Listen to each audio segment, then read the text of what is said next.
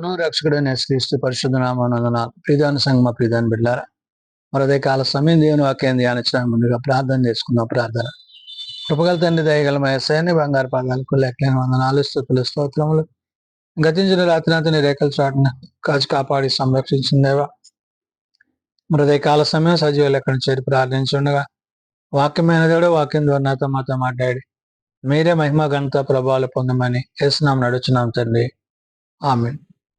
ప్రియదేవుని సంగమ ప్రియదేవుని బిడ్డలారా, నేడు దానికి ఏర్పాటు చేయండి. దేని వాక్య భాగము అపోస్తలుడైన పౌలు కొలస్సీలకు రాసిన పత్రిక 1వ అధ్యాయము 21 నుంచి 23 వచనాలు ధ్యానం చేసుకున్నాము. అపోస్తలుడైన పౌలు కొలస్సీలకు రాసిన పత్రిక 1వ అధ్యాయము 21 నుంచి 23 ఈ విధంగా రాయబడినవి.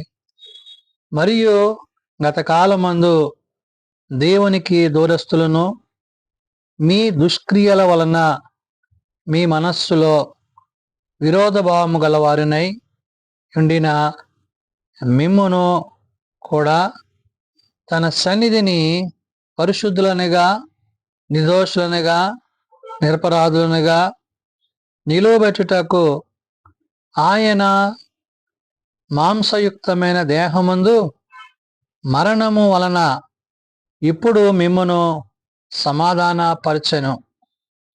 పౌలు కొలస్సీ సంఘానికి పత్రిక రాస్తూ క్రీస్తు శరీరధారిగా మన మధ్య నివసించి ఆయన శరీర రక్త మాంసముల వలన మనలను మన పాపముల నుండి విడిపించిన విధానము. కాబట్టి క్రీస్తు మన మహిమ నిరీక్షణ అంటున్నాడు. అంటే పౌలు క్రీస్తులో మహిమ ఉన్నది, ఆ మహిమను మనం పొందితే నిరీక్షణ ఉంది. ఆ నిరీక్షణ మనల్ని మహిమైశ్వర్యానికి నడిపిస్తుంది. అంటే సత్యమునందు నిలిచి సత్యవాక్యమందు జీవిస్తూ క్రీస్తు చూపిన మార్గమును కొనసాగించినప్పుడు ఆ ప్రేమ మన యందు ప్రత్యేకపరచబడి ప్రభువుతో, పరిశుద్ధాత్మతో, తండ్రితో మనలను నడిపించేదై ఉన్నది. కాబట్టి ఇక్కడ క్రీస్తు మన మహిమ నిరీక్షణ అంటున్నాడు. ఆయన మహిమ చేత మనము మహిమపరచబడుతున్నాము. ఆయన మనకు ఒక నిరీక్షణ ఉంచారు. ఏంటి ఆ నిరీక్షణ అంటే మనము మరలా ఆయనతో నివసించే స్థితి. ప్రభు అంటాడు కదా, నిరీక్షణ లేని ఇతర వారే మీరు దుఃఖపడకుండా దేవుని యందు, తండ్రి యొక్క ఉద్దేశాల యందు, తండ్రి యొక్క ఆలోచనల యందు, ప్రభు యొక్క మాటలలో మనం ఏమవ్వాలంట పాలుభాగస్తులు కావాలి.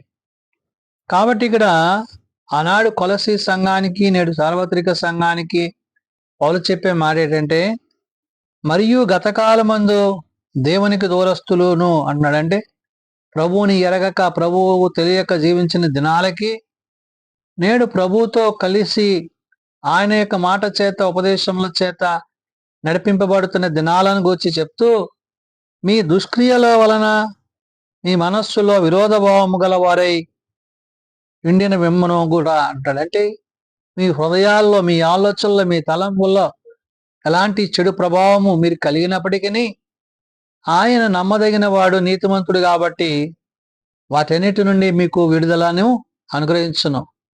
కాబట్టి క్రీస్తు ప్రేమను బట్టి, క్రీస్తు యొక్క కనికర కృపలను బట్టి పౌలు చెప్తున్న మాట, మీ దుష్క్రియల వలన మీ మనస్సులో విరోధ భావము గలవారునై అంటున్నాడు.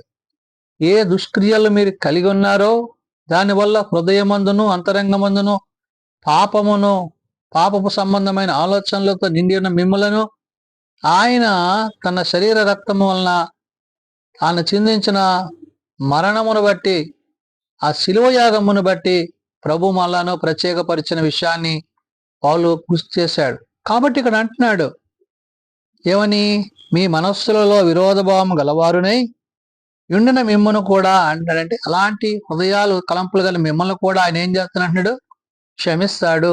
క్షమించుటకు సిద్ధ మనస్సు కలిగిన దేవుడు. కాబట్టి ఇక్కడ తన సన్నిధిని పరిశుద్ధులను గాను, నిర్దోషులను గాను, నిరపరాధులను గాను నిలవబడుటకు అంటాడు. అంటే మనం ఏమవ్వాలా, మన పాపములను, మన అతిక్రమలను విడిచిపెట్టి క్రీస్తు యొక్క మహిమలో, క్రీస్తు యొక్క రాజ్యంలో మనం కొనసాగాలంటే పౌలు సెలవిస్తున్నట్టుగా తన సన్నిధిని పరిశుద్ధులనుగా, నిర్దోషులనుగా, నిరపరాధులనుగా నిలువబెట్టుటకు అంటున్నాడు. ఆయన యొక్క పరిశుద్ధత మనం కలిగి ఉండాలి. మనము మన దోషములను, మా అతిక్రమములను ఒప్పుకొని నిర్దోషులుగా ఆయన ఎదుట తీర్చబడాలి. నిరపరాధులుగా అంటున్నాడు. అంటే ఏ పాపము చేయక గతంలో మనం చేసిన పాపములను బట్టి, అతిక్రమములను బట్టి మన నిమిత్తము క్రీస్తు ప్రభు శిలువ మరణము పొందబోతున్నారు. కాబట్టి ఇవన్నీ కూడా గుర్తు చేస్తూ, ఇవన్నీ జ్ఞాపకం చేసుకో అంటున్నాడు. నిర్దోషము నిరపరాధమును నిలబెట్టుటకు ఆయన మాంసయుక్తమైన దేహమందు అంటున్నాడు. అంటే ఆయన శరీరమును, ఆయన దేహమును మన నిమిత్తమే ఆయన అర్పించాడు. ఎందుకని? ఆయన ఏ పాపము చేయకపోయినప్పటికీ మనందరి పాపముల నుండి మనల్ని విడిపించడానికి ఆయన తన యొక్క కార్యము అనగా తండ్రి యొక్క ఉద్దేశాన్ని బట్టి, తండ్రి ఆలోచనను బట్టి క్రీస్తు ప్రభువారు చేసిన యొక్క గొప్ప యాగాన్ని గుర్తు చేస్తున్నాడు.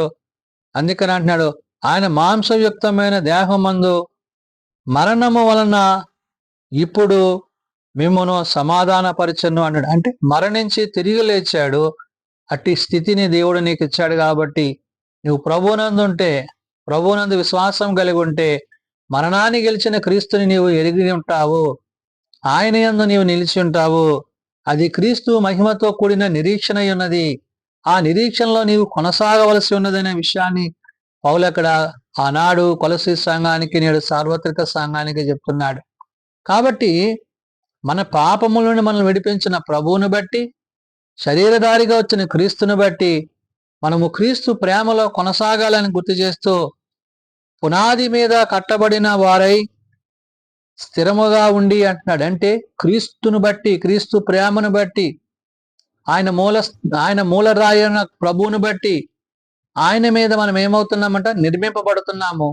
ఆయన మీద మనము, ఆయన యొక్క మాటల మీద మనము జీవిస్తున్నాము. కాబట్టి ఇక్కడ పునాది మీద కట్టబడిన వారై స్థిరముగా ఉండి, మీరు విన్నట్టియు ఆకాశము నుండి క్రింద ఉన్న సమస్త సృష్టికి ప్రకటింపబడినట్టియు ఈ సువార్త వలన కలుగు నిరీక్షణ నుండి తొలగిపోక అంటున్నాడు. అంటే ఏ విశ్వాసము, ఏ నిరీక్షణ, ఏ వాక్యము నీవు కలిగి ఉన్నావో దానిని బట్టి, దాని యొక్క ఉద్దేశాలు ప్రభువుతో, పరిశుద్ధాత్మతో, తండ్రితో, కుమారునితో ఏకహృదయము, ఏకాత్మ కలిగి మనం ఏమవ్వాలంటున్నాడు ఇక్కడ?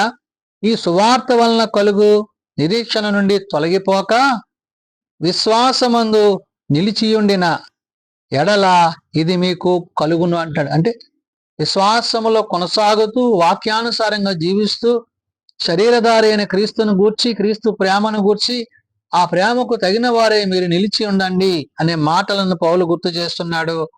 ఆ విశ్వాసమందు నిలిచి ఉండి నా ఎడల ఇది మీకు కలుగును. పౌలను నేను ఆ సువార్తకు పరిచారకుడనైతిని అన్నాడు. ఈ విధంగా పౌలు ప్రభు యొక్క పరిచారకుడిగా, ప్రభు యొక్క పనివానిగా, ప్రభు యొక్క సాధనముగా తాను ఉన్నాడు.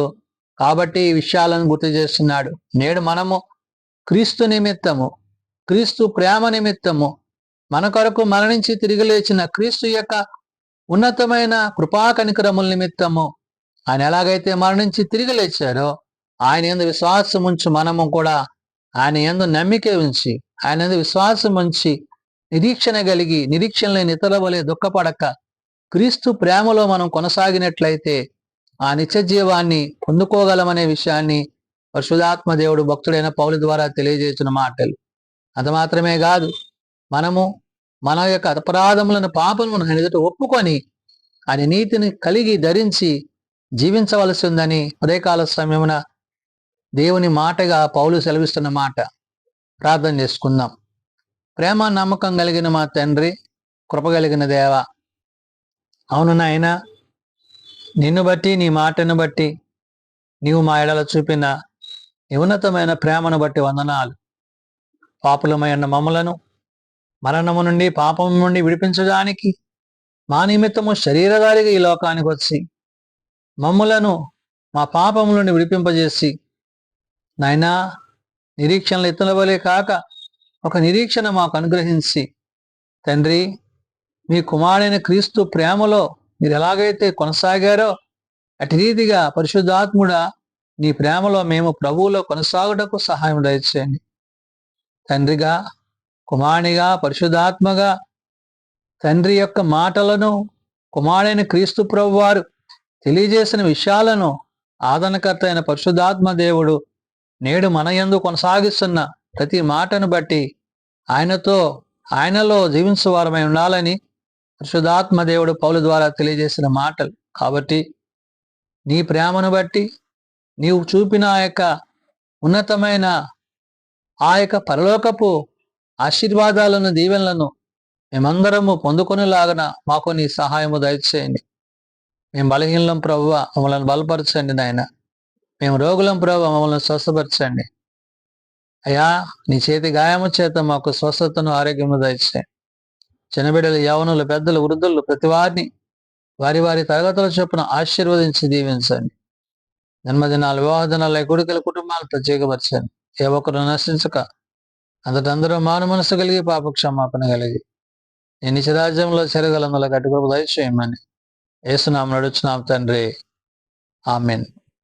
పరలోకమందున్న మా తండ్రి, నీ నామం పరిశుద్ధపరచబడగాక, నీ రాజ్యం వచ్చుగాక, నీ జీతం పరలోకమందు నెరవేర్చినట్లు భూమి మీద నెరవేరగాక. మానవ దినాడు మాకు దయచేయం. మెడల ప్రార్థన చేసిన వారిని మేము క్షమించిన ప్రకారం మా ప్రార్థనలను క్షమించు.